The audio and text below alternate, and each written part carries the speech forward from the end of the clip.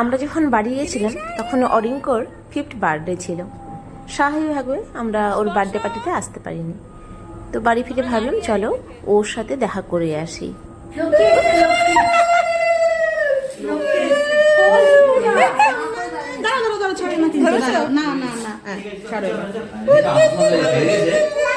দেখো আমাদের আর পাত্তা দেয় না, একটা যে ছোটকে পেয়ে গেছে আমাদের আর পাত্তা দিচ্ছে না।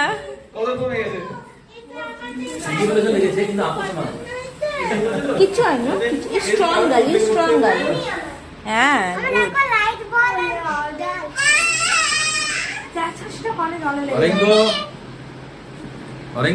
Belated happy birthday অরিঙ্কো।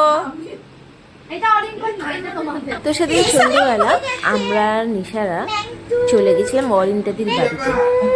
জমজমাট আড্ডা, গল্প, সাথে অরিন্দাদির টেস্টি খাওয়া, যেগুলো পরে আসতে চলেছে। হাতে বানানো, অরিন্দাদির বলছি, অরিন্দাদির হাতে বানানো টেস্টি খাওয়ার।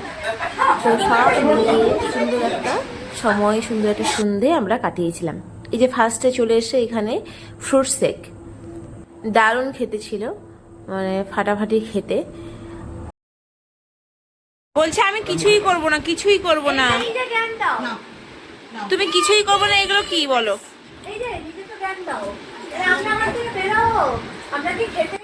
তো আমাদের জমজমাট আড্ডা দিয়ে শুরু হয়, আর সেটা যে কোথায় গিয়ে দাঁড়ায় সে একটা আলাদা পর্যায়ে গিয়ে দাঁড়ায়।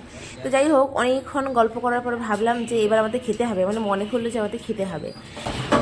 আজকে আমরা অনিন্দাদির বাড়িতে খেতে এসেছি। খেতে আসেনি, গল্প করতে এসে খেয়ে নিচ্ছি। খেতেও এসেছি, শুধু গল্প করতে আসেনি, গল্প করতে এসে সাজিয়ে খেয়ে গেছি। এটা কি চিকেন? চিজ চিকেন, চিকেন, হ্যাঁ চিজ চিকেন, অরিন্দারি চিকেন স্পেশালিস্ট। আমরা এসেছিলাম গল্প করতে, কিন্তু আমরা খাওয়া দাওয়াটাও মা। অবশ্যই বাই বাই।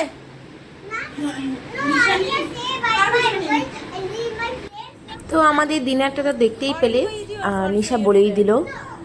চিজ চিকেন ছিল, জাস্ট ইয়ামি ছিল, দারুণ টেস্ট, দারুণ। এমনিতে তোমার অরিন্দাদি চিকেনের সমস্ত আইটেমগুলো খুব ভালো বানায়, দারুণ বানায়। রিজও হয় না, কিন্তু খেতে দুর্দান্ত টেস্টি হয়। তো যাই হোক, আমরা খাওয়া দাওয়ার পরে এখন যে যার বাড়ি ফিরে যাবো, কারণ সন্ধ্যের সময় এসেছিলাম, রাত্রিটা খুব বেশি হয়নি, 1টা মতো বাজে।